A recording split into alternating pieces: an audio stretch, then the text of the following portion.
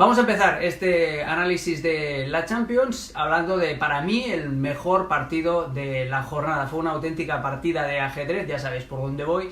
Fue el Atlético de Madrid-Juventus. El Atlético de Madrid que volvió a los orígenes, volvió a ser el equipo súper reconocible del Cholo Simeone, y la Juventus que sorprendentemente se quedó sin ideas para contrarrestar a lo que le proponía, esa tela de araña que le proponía el Cholo Simeone. Fue un partido en el que a mí me sorprendió la poca capacidad de análisis de Allegri, al que considero uno de los mejores técnicos de Europa, pero que se quedó sin ideas y sobre todo sin capacidad de reacción para ofrecerle algo diferente a su equipo durante todo el partido.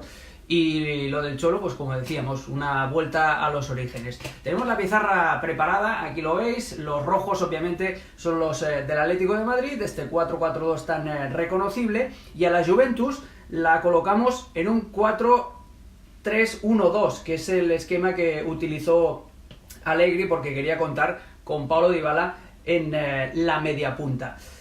Lo que más me llamó la atención del partido, en esta distribución de Mandžukić, de Cristiano Ronaldo y de Dybala, no fue tanto en ataque, porque en ataque sí que tuvieron bastante fluidez y Ronaldo caía por banda izquierda, entonces Mandžukić iba a derecha, o Mandžukić muchas veces se quedaba encargado de fijar a los dos centrales del Atlético de Madrid y Dybala era el que se echaba a la derecha. Lo que más me llamó la atención realmente fue lo que hacía el comportamiento francamente extraño del Atlético de Madrid, no, de la Juventus, sin balón. Cuando el balón lo tenía el Atlético de Madrid, pongamos aquí en banda derecha, progresando con Diego Costa y con Griezmann, después hablaremos de Diego Costa, pero cuando el balón lo tenía el Atlético de Madrid, los tres jugadores ofensivos de la Juventus no bajaban, es decir, ni Cristiano Ronaldo, ni Mandžukić, ni Dybala ayudaban a los tres centrocampistas de la Juve. Pongamos que el balón estaba en banda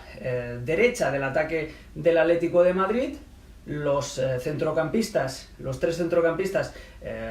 Pjanic, Matuidi, Bentancur, tenían que bascular hacia esa zona, pero ¿qué pasa? ¿Qué sucedía? Que como ninguno de los tres puntas bajaba bien a incorporarse como cuarto centrocampista, siempre había un espacio libre que podía atacar el Atlético de Madrid con los costados, sobre todo con las incorporaciones de los laterales. Filipe Luis hizo bastante daño por ese sector izquierdo. Y digo que me sorprende bastante esta reacción de Allegri, porque habitualmente cuando juega con tres puntas la Juventus, lo que hace es mandar a Mandžukić a trabajar en banda cuando el equipo no tiene el balón y se convierte prácticamente en un 4-4-2. Eso no lo hizo la Juventus y me sorprendió porque le dio la iniciativa, le dio mucha más posesión de la que yo me esperaba al Atlético de Madrid.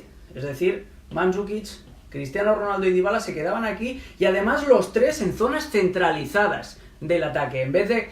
Tú puedes dejar a tres hombres, es una estrategia arriesgada, pero tú puedes dejar a tres hombres, como se dice en el argot técnico, en disposición ofensiva, es decir, sin ningún tipo de obligación para defender, pero ocúpalos mejor, es decir, déjalos abiertos en banda, deja a dos abiertos en banda y a un hombre que pueda fluctuar por dentro. La Juventus no lo hizo, la Juventus, por iniciativa de Allegri, se quedaba con tres hombres, repetimos, Cristiano, Mandžukić y Dybala, los tres por el medio. Entonces prácticamente estaban ocupando 15 metros, 10 metros entre los tres y dejaban los flancos desprotegidos para que los laterales, que yo creo que invitaban a subir a los laterales, y dejaban pues eso, un centro de la cancha muy congestionado. Y además, cuando el Atlético de Madrid avanzaba con balón, sucedía otra cosa, y seguro que os acordáis de esa jugada que os digo. El Atlético de Madrid avanzaba, los laterales también iban hacia arriba, pero siempre vigilando por el retrovisor la situación de los delanteros, obviamente, pero se generaba también un espacio brutal entre líneas. Entre la línea de tres centrocampistas de la Juventus y los tres delanteros había un hueco brutal. Y ahí es cuando, por ejemplo, si os acordáis, la jugada en la que el Atlético de Madrid bascula y puede meter con balón y puede meter a la Juventus casi en su propia área. Hay un rechace desde un centro lateral y Thomas Partey, que era uno de los dos mediocentros del Atlético, puede disparar sin oposición desde la frontal, porque ninguno de los tres delanteros de la Juventus ocupaba este espacio. Era una táctica realmente, bueno, bastante poco acertada, por decirlo suavemente, de Massimiliano Allegri.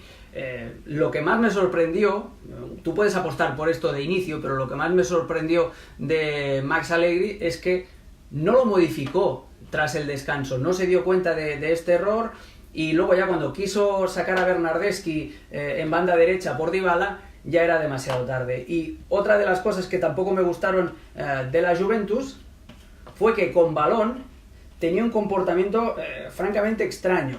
Lo vamos a ver ahora. Colocamos al Atlético de Madrid en este 4-4-2 tan reconocible, con Griezmann y con Diego Costa. Ahora hablaremos de Diego Costa. Pero la Juventus solo incorporaba a uno de los dos laterales. Solo incorporaba a Alex Sandro, que era el lateral por izquierda.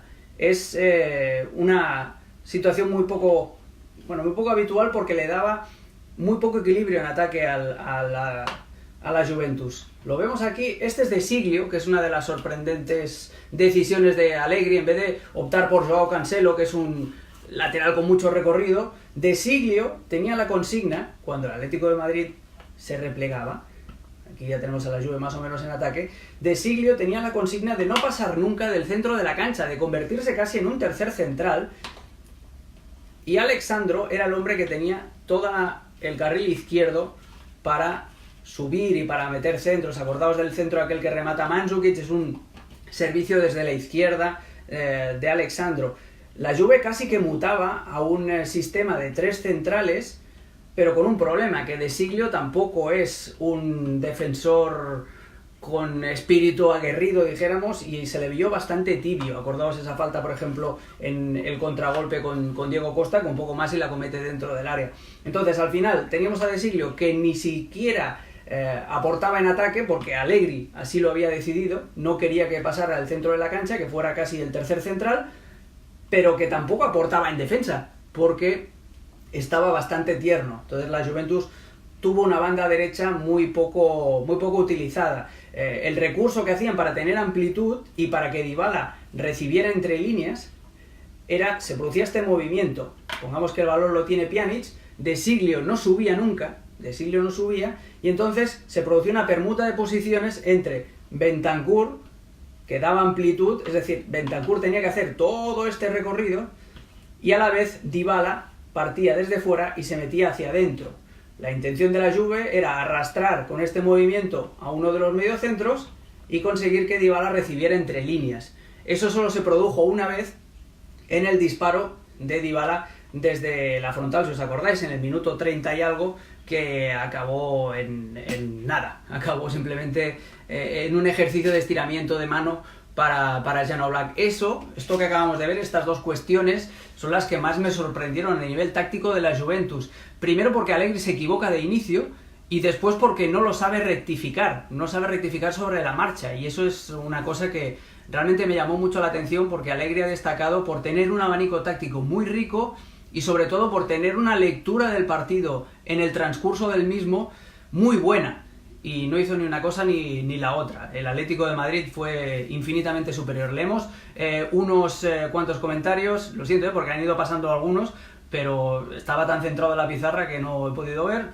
Robert Alcácer dice: buenísima explicación, muchas gracias. Un saludo también para Paulina Castillo, Julio César Icay, Julio César Icay, que es lo mismo, saludos, mi estimado, muchas gracias.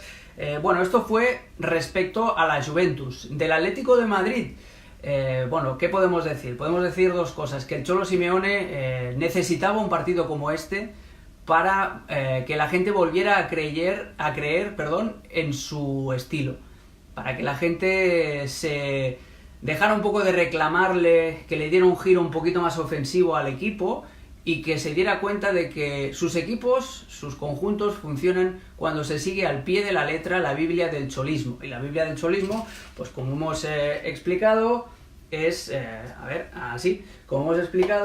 es este 4-4-2, con líneas muy juntas, con dos delanteros que se complementan a la perfección, con un Diego Costa que es el delantero ideal, ya lo dijimos la semana pasada, es el delantero ideal para Simeone, puesto que te tira al espacio carreras y es capaz de ganarle, por ejemplo, a Bonucci, acordaos aquella que falla incomprensiblemente solo ante Chesney, es capaz de pegarse con los centrales de la Juventus a codazos, es un engorro, y realmente vimos al Atlético de Madrid con una camiseta de la temporada 18-19, pero que hubiera sido totalmente reconocible en la 13-14, por decirlo de alguna manera, y además con muchos hombres de la vieja guardia pretoriana del Cholo Simeone.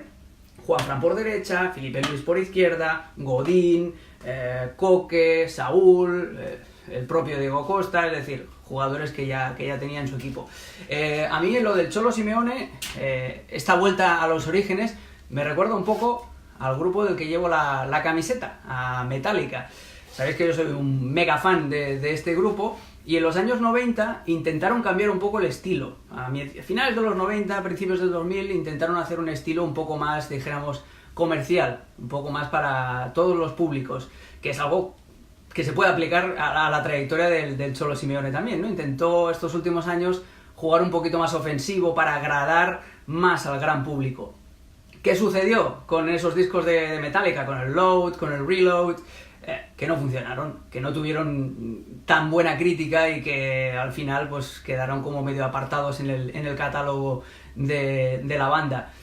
Al Atlético de Madrid del Cholo Simeone le pasó exactamente lo mismo, esos inventos con jugadores ofensivos en banda, intentar tener un poquito más de toque de balón, no, chirría con el Cholo, y al final tienen que volver, pues como Metallica, tienen que volver a tocar música rápida, música dura, música agresiva, para volver a conquistar a sus fans y para realmente, bueno, hacer lo que mejor saben hacer. Nos saludan desde Tabasco, la tierra de Lainez. Josi Rivera dice: ¿cuál es tu mejor equipo de la Champions? Bueno, el Atlético dio una exhibición bestial y yo lo coloco, ahora que ya hemos visto a toda la primera tanda de octavos de final, lo coloco al nivel del Paris Saint-Germain. Son los dos equipos que más me han gustado. Vamos a ir cerrando este primer bloque, el del Atlético de Madrid y la Juventus. Bueno, lo de Diego Costa fue sensacional, lo de Griezmann estuvo muy bien, lo de los dos centrales uruguayos fue, dijéramos, una apoteosis del cholismo. Lo que consiguió el Atlético de Madrid, que se va a ir a Turín con una ventaja muy buena, muy buena. Saludos desde Costa Rica a Juan Ignacio Herrera.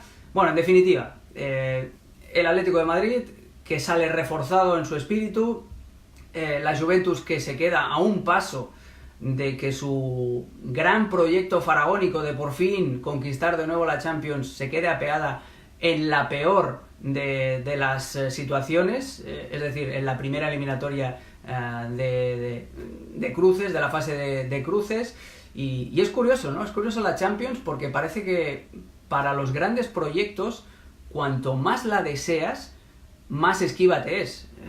Todo el dinero que ha ido poniendo el Paris Saint-Germain estos últimos años le ha ido fatal. Todo el dinero que ha ido metiendo el Manchester City estos últimos años desde la llegada de Guardiola, ¡pum!, marramiao.